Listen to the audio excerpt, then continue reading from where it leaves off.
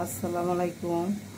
আমি এখানে চিনি, বেসন, চালের গুঁড়া, লবণ দিয়ে একটা ডো তৈরি করলাম।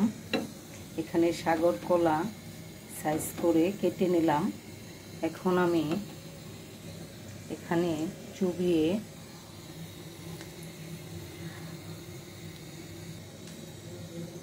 এটা বাচ্চারা খুবই পছন্দ করে,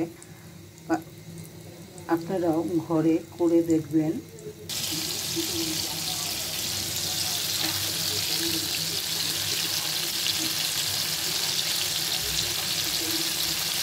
আমার কলাগুলো সুন্দরভাবে ফুলে উঠছে। কলা বড়া